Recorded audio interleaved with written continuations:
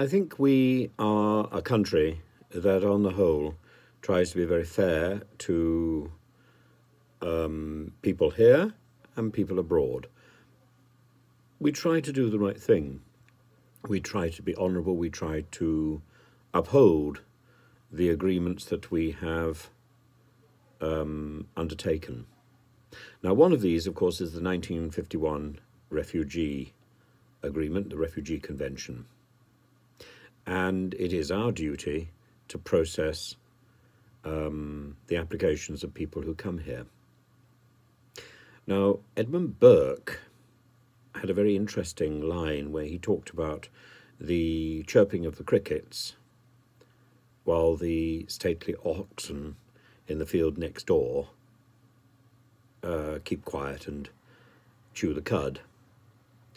And I think the crickets have made a huge amount of noise, a hullabaloo about immigration and about people in dinghies, and they've been led by people like Alex Belfield, who is now, of course, in prison. This obsession with immigration and with pushing people back, the pushbacks, of course, is following the example of Greece, which has been roundly condemned by the United Nations.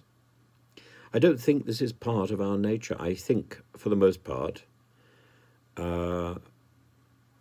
people are not obsessed with immigration. I think this was a byproduct of UKIP and a distraction in the Brexit debate, a distraction which became fairly central to the Brexit debate and skewed, I fear, the result.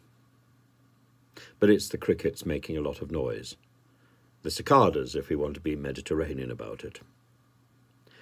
And the oxen, I think, are fairly sanguine. And if we were to take an average voter in the UK, I think they would say that actually the Home Office should process the backlog and sort this problem out. Nobody wants people to be left in limbo for years. And that is what the Home Office is doing to these individuals. And so the question which has been framed and which has been put to me on a few occasions in the comments section, I've avoided answering it, is would I want immigrants to be housed in my area, to be put into a hotel next to me? I think it's the wrong answer. I think it's the wrong question.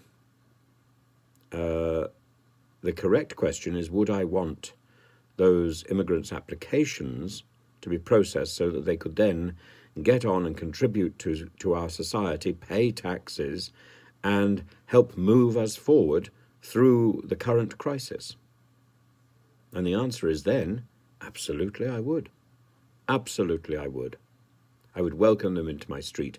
I would welcome them as people who can contribute successfully and ingeniously with a new spirit of cooperation, a new hope, who have the vigour of people who want to embrace our society and our culture and our values. But if we keep these people locked up in hotels, and there was a story recently about Afghans of all people who gave their lives and risked their lives to help us in a campaign which, frankly, we should never have got involved in, who risked their lives for us, and we were dismissive. Indeed, the Foreign Secretary was sunning himself on a beach in Crete, not far from where my partner was tortured. And Afghan children were moved suddenly by a text message from a hotel in one place to a hotel far away, and their schooling was interrupted as they were approaching their final year of GCSEs. And that is unfair, and that is unprincipled, and that is fundamentally wrong. Now, I think the oxen, I think the oxen would be horrified.